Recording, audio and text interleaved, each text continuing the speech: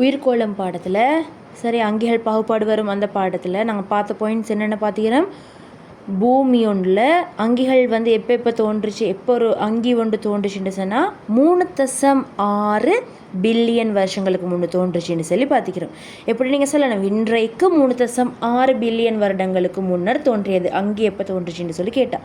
அடுத்த பாயிண்ட் என்ன பார்த்தோம்னாங்க, இப்போ எத்தனை வகையான அங்கி இனங்கள் வாழ்றன்னு சொல்லி சொல்கிறாங்க, 8.7 மில்லியன் அங்கி இனங்கள் வாழ்றன்னு சொல்லி இப்போ சொல்கிறாங்க.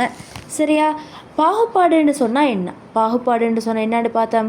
பாகுபாடுன்னு சொல்கிறது அங்கிகளுக்கு உள்ள பொது இயல்புகள் அடிப்படையில் அவங்கள கூட்டம் கூட்டமாக பிரிக்கிறது. உதாரணத்துக்கு சிறகு உள்ளது சிறகு இல்லாதது, பொதுவான இயல்பு சிறகுகிறதா இல்லையான்றது, அதை வச்சுக்கொண்டு இப்படி 2 குரூப்புக்கும் பிரிக்கிறோம். விளங்கிச்சா? அப்போ அப்படி பிரிக்கிறதுக்கு பேர் தான் பாகுபாடு. என்ன செய்கிறோம், அவங்களுக்குள்ள பொதுவான இயல்புகளுக்கு ஏற்ப அங்கிகளை கூட்டங்களாக பிரிக்கிறதுக்கு பேர் தான் பாகுபாடுன்னு சொல்லி சொல்கிறேன். சரியா? இந்த பாகுபடுத்துறதுல முக்கியத்துவங்கள் என்ன, எங்களுக்கு இப்படி பாகுபடுத்துறதுனால எப்படி எங்களுக்கு இந்த அங்கிகள் தொடர்பான கற்றல்களுக்கு வந்து என்ன செய்யும், இலகுவாக இருக்கும். 1வது பாயிண்ட், படிக்கிறதுக்கு லேசி. அடுத்தது என்னது, எங்களுக்கு இப்போ உதாரணத்துக்கு இப்போ நாங்கள் பிரித்து வச்சுக்கிறோம், கொம்பு உள்ளது கொம்பு இல்லாததுன்னு சில. அப்போ கொம்பு உள்ளது எல்லாம் மீக்கும். அப்போ எங்களுக்கு இங்கே உள்ள ஏதாச்சும் ஒரு அங்கியை மட்டும் படிச்சுக்கொண்டு எல்லாரும் வந்து கிட்டத்தட்ட அவங்களே மைத்தான் நிற்பாங்க. அப்போ ஒன்றை படிக்கிறதுனால முழு அங்கியை பற்றியும் தெரிஞ்சு கொள்ளலும். அடுத்து வந்து பொருளாதார ரீதியாக வந்து நன்மையை பெற்றுக்கொள்ளலும். விளங்கிச்சா? அடுத்து வந்து அங்கி கூட்டங்களுக்கு இடையிலான தொடர்புகளை வந்து எங்களுக்கு பார்த்து கொள்ளலும். சரியா? அடுத்து வந்து அங்கிகளுக்குள்ள இந்த சிறப்பியல்புகளை வந்து வேறுபடுத்தக்கூடிய சிறப்பியல்புகளை இனம் காணலாம். உதாரணம் நான் சொல்கிறேன்னே, சிறகுக்கு சிறகு இல்லை, அப்போ இவரும் சிறகுன்றதை வச்சுக்கொண்டு வித்தியாசப்படுற. அப்போ அப்படி அந்த சிறப்பான இயல்புகளை வச்சுக்கொண்டு எங்களுக்கு அதை இனம் காணக்கூடியதாக எல்லாம் ஈக்கும். சரியா? அடுத்து நாங்கள் பார்த்தோம் பாகுபாட்டில் வந்து 1வது அரிஸ்டாட்டில்னு சொல்கிற சயின்டிஸ்ட் ஒரு பாகுபாட்டு முறை ஒன்றை முன்வைக்கிறார், அரிஸ்டாட்டில். 2வது கரோலஸ் லீனியஸ்ன்னு சொல்கிற சயின்டிஸ்ட் என்ன செய்கிறாருன்னு சொன்னால் ஒரு வெற்றிகரமான பாகுபாட்டு முறையை முன்வைக்கிறார். 1வது யாருன்னு கேட்டால் அரிஸ்டாட்டில், வெற்றிகரமான பாகுபாடு யார் சொல்கிற, கரோலஸ் லீனியஸ். இப்போ பாகுபாடில் 2 இது என்னென்னது, பாகுபாடில் 2, ஒன்று இயற்கை முறைன்னு பார்த்தோம், மற்றது என்ன முறை, செயற்கை முறை பாகுபாடுன்னு சொல்லி பார்த்தோம். ஒன்று இயற்கை முறை, இன்னொன்று செயற்கை முறை. செயற்கை முறை தான் நாங்கள் பிரிக்கிறது. உதாரணத்துக்கு எனக்கு சிறகுக்குது சிறகு இல்லை, மறுவா கால்களிக்குது கால்கள் இல்லை, ஊர்ந்து செல்லாது, அப்படி நாங்கள் பிரிக்கிறோமே எங்களுக்கு தெரிஞ்ச இயல்புகளை வச்சுக்கொண்டு, அது வந்து செயற்கை முறை. இந்த செயற்கை முறையில் என்ன இதுன்னு சொன்னால், உதாரணத்துக்கு பாருங்கள், சிறகு உள்ளது சிறகு இல்லாததை எடுப்போம். இப்போ சிறகு உள்ளத்தில் கிளி வரும், வண்ணத்தி பூச்சி வரும். ஆனால் கிளியும் வண்ணத்தி பூச்சி ஒரே மாதிரியே இல்லை, அது ஒரு பறவை, இது ஒரு பூச்சி. அப்போ எங்களுக்கு சிறகை வச்சு கொண்டு பிரிக்கிறதால அதில் அந்த கூறுப்பு ரீதியான விஷயங்கள் எல்லாம் எங்களுக்கு வந்து தெரிஞ்சு கொள்ளலாம், உடலில் உள்ள விஷயங்கள் எல்லாம் உள்ளுக்குள்ளதெல்லாம் தெரிஞ்சு கொள்ள எல்லாமே இது. அப்போ அதெல்லாம் கவனத்தில் கொண்டு பிரிக்கிறே தான், கூறுப்பு ரீதியான விஷயங்களை கவனத்தில் கொண்டு பிரிக்கிறே தான் இயற்கை பாகுபாடு. செயற்கை பாகுபாடுன்னு சொன்னால் அந்த கூறுப்பு ரீதியான விஷயங்களை கணக்கெடுக்காமல் பிரிக்கிறது, வெளியால் உள்ளதெல்லாம் மட்டும் வச்சுக்கொண்டு பிரிக்கிறது. சரிதானே? அப்போ இந்த 2 பாகுபாட்டு முறைகளை பார்த்தோம்.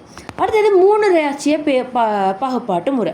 1வது வந்து இப்போ அடுத்தது ரொபர்ட் விட்டேக்கர்ன்ற சொல்கிற ஒரு சயின்டிஸ்ட் யார் இப்போ ரொபர்ட் விட்டேக்கர். இந்த ரொபர்ட் விட்டேக்கர் என்ன செய்கிறாரு, 5 ராச்சியங்கள் கொண்ட ஒரு பாகுபாட்டு முறையை முன்வைக்கிறார். 5 ராச்சியங்கள் கொண்ட பாகுபாட்டு முறையை முன்வைக்கிறாரு. அதுக்கப்புறம் வந்த கார்ல்ஸ் வூஸ், என்ன கார்ல் வூஸ்ன்னு சொல்கிற சயின்டிஸ்ட் என்ன செய்கிறாருன்னு சொன்னால் 3 பேரிராச்சியங்களாக பிரித்து ஒரு முறையை முன்வைக்கிறாரு. இதைத்தான் இப்போ வந்து ஏற்றுக்கொள்கிறாங்க. பாருங்கள், 1வது அங்கே பார்த்தோம் அரிஸ்டாட்டிலும் யாரும் வந்த கரோலஸ் லீனியஸும், அதில் கரோலஸ் லீனியஸில் தான் பாவிச்சு. இப்போ ரொபர்ட் விட்டேக்கர் 5 ராச்சிய பாகுபாடு சொல்கிறாரு. அதுக்கப்புறம் கார்ல்ஸ் வூஸ் என்ன சொல்கிறாரு, 3 பேரிராச்சியங்களாக பிரிக்கிறாரு. அப்போ இதை வந்து இப்போ பயன்படுத்துகிறாங்க. எப்படி இந்த 3 பேரிராச்சியமும் என்னென்னது, ஒன்று பேரிராச்சியம் ஆக்கியா, பேரிராச்சியம் பாக்டீரியா, பேரிராச்சியம் யூக்கரியா அப்படின்னு சொல்லி 3 பேரிராச்சியம். ஒன்று பேரிராச்சியம் ஆக்கியா, அடுத்தது பேரிராச்சியம் பாக்டீரியா, அடுத்தது பேரிராச்சியம் யூக்கரியான்னு சொல்லி இப்படி 3க்கு பிரிக்கிறார். சரியா? இந்த பேராட்சியம் ஆக்கியாண்டு சொல்கிறது, இந்த ஆக்கியாண்டு சொல்கிற இந்த பேராட்சியத்தில் சரியா அதுக்கு திட்டமான கரு ஒன்று காணப்படாது. 1வது பாயிண்ட், திட்டமான கரு இல்லை. இப்படி திட்டமான கரு இல்லாத அங்கிகளுக்கு ஒரு பேர் ஒன்று இது, ப்ரோகரியோட்ரிக் அங்கி. என்னது? ப்ரோகரியோட்ரிக் அங்கி. அப்போ ஆக்கியால் திட்டமான கரு ஒன்று இல்லை, அதனாலக்கு என்ன பேர்? ப்ரோகரியோட்ரிக் அங்கி. ஆக்கியால் உள்ள ஒன்றாவது பாயிண்ட் நினைவு வச்சுக்கோங்க. அடுத்தது இந்த ப்ரோகரியோட்ரிக் அங்கி அப்படின்னு இந்த ஆக்கியா வந்து சரியா மனிதனாலெல்லாம் வாழக்கூட இயலாத பாதகமான சூழல்களில் வாழுமோ.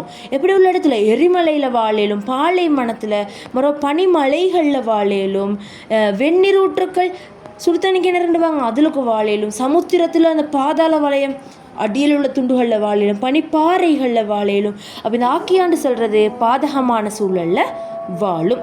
அடுத்து வந்து இந்த ஆக்கியாவை நுண்ணுயிர் கொல்லிகளை பயன்படுத்தி அழிக்க முடியாது.